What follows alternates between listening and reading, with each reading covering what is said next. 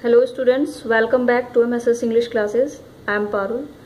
और जैसा कि आप जानते हैं कि हमारी टेंस की सीरीज चल रही थी, तो इसमें ये लास्ट टेंस है, फ्यूचर परफेक्ट कॉन्टिन्यूस टेंस।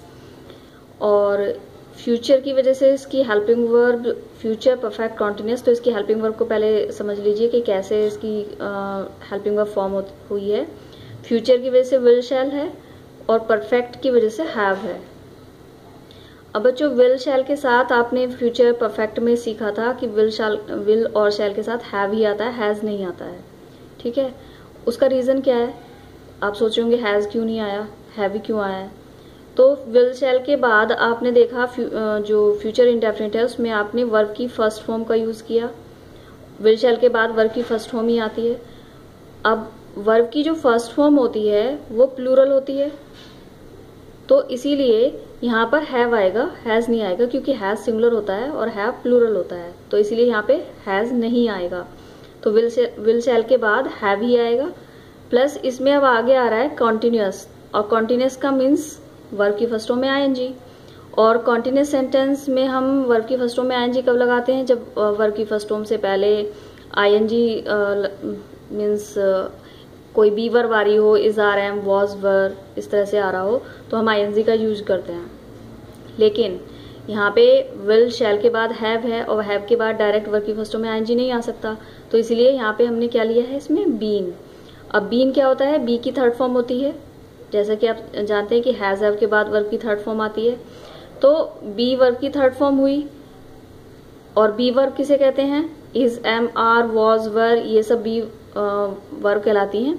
तो इसलिए बी वर्ब का यहाँ यूज हुआ, बी की थर्ड फॉर्म का यहाँ यूज हुआ, और इस तरह से ये जो हेल्पिंग वर्ब है वो क्रिएट हुई है, और इसके बाद हम वर्ब की फर्स्ट फॉर्म में आईएनजी लगा सकते हैं। तो आई होप कि आप समझ गए होंगे इसकी हेल्पिंग वर्ब को। फ्यूचर परफेक्ट कॉन्टिन्यूअस टेंस की helping verb will have been या shall have been plus verb की फर्स्ट फॉर्म में आईएनजी हम इसमें लगाते हैं। यदि आपको ट्रांसलेशन करनी है तो हिंदी के सेंटेंस की पहचान पता होनी चाहिए। हिंदी के सेंटेंस में क्रिया के अंत में इस तरह की पहचान आती है, जैसे ते रहेंगे, ते रहे होंगे, रहोगे, रहेगी, रहेंगे, रहा होगा, रही होगी, रहे होंगे, रहा होगा, इस तरह की पहचान होती है।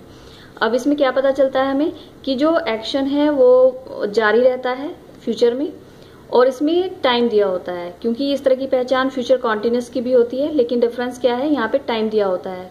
जब एक्शन शुरू हो रहा है, एक्शन कब से शुरू हुआ है, तो ये टाइम दिया होता है। अब हिंदी के सेंटेंस आप देख लीजिए, इस तरह की सेंटेंसेस की पहचान रहेगी, जैसे वे 2 घंटे तक पढ़ते रहेंगे, तो फ्यूचर में 2 घंटे तक पढ़ते रहेंगे। वह 4 बजे से तालाब में तैरता रहा होगा या तैरता रहेगा, इस तरह से आएगा। यानी कि फ्यूचर में, भविष्य में आगे की बात हो रही है 4 बजे से, अभी वो बजे नहीं है, यानी कि भविष्य के आने वाले जो 4 बजे हैं। हम 3 घंटे तक तुम्हारी प्रतीक्षा करते रहेंगे, तो इस तरह की पहचान होती है हिंदी के सेंटेंसेस की। और इसमें टाइम ड्यूरेशन के लिए जो टाइम दिया होता है कि कार्य कब से शुरू हो रहा है, तो उसके लिए सिंस या फॉर का यूज करते हैं, और सिंस या फॉर क्या होती है? प्रीपोजिशन होती है। तो सिंस का यूज डेफिनेट टाइम के लिए और फॉर का यूज इनडेफिनेट टाइम के लिए। पहली वीडियोस में आप इसे अच्छे से समझ चुके हैं। तो यहाँ पर मैंने अफर्मेटिव प्लस नेगेटिव सेंटेंसेस को एक साथ लिया है, क्योंकि अफर्मेटिव और नेगेटिव सेंटेंसेस को हम क्या कहते हैं? असर्टिव सेंटेंस कहते हैं। अब इसका फॉर्मूला जो है, जो असर्टिव में यानी कि अफर्मेटिव सेंटेंस का जो फॉर्मूला होगा, सब्जेक्ट लगेगा पहले, फिर उसके बाद हेल्पिंग वर्ब विल हैव या शैल हैव बीन, फिर वर्ब की फर्स्ट फॉर्म में ING plus object plus since या फॉर और टाइम। और यदि आपको नेगेटिव सेंटेंस दिया है तो आपको नोट कहाँ लगाना है, ये आपको ध्यान रखना है। नेगेटिव कैसे बनाना है कि विल शैल के बाद नोट लगेगा और हैव बीन से पहले नोट लगेगा। It is very important. जैसे वे 2 घंटे तक पढ़ते रहेंगे, तो सब्जेक्ट है दे, और दे के बाद हम इसमें सेंटेंस हम देख रहे हैं नहीं आ रहा है, तो अफर्मेटिव सेंटेंस है, तो इसमें दे विल हैव बीन और रीड में आईएनजी, वर्ब की फर्स्ट फॉर्म में ING, they will have been reading 2 घंटे तक। अब इसमें तक के लिए आप मतलब यहाँ पे फॉर या सिंस में से कुछ यूज करेंगे। टाइम देखेंगे, डेफिनेट है इनडेफिनेट, तो टाइम कैसा है? इनडेफिनेट है, अनिश्चित है, तो इसलिए फॉर का यूज करेंगे, for 2 hours.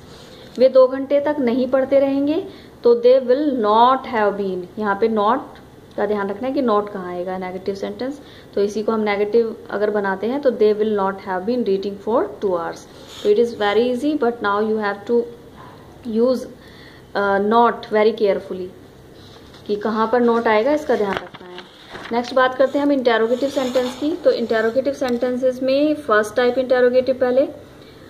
First type interrogative Hindi के सेंटेंस की क्या पहचान होती है? क्या स्टार्टिंग में आता है, और जैसे क्या हम उसका इंतजार सुबह से करते रहेंगे। अब इस क्या के लिए हम क्या लगाएंगे? Helping verb. इस टेंस की हेल्पिंग वर्ब क्या है? विल हैव बीन या शैल हैव बीन, बट एक साथ नहीं लगाएंगे, ये ध्यान रखना है।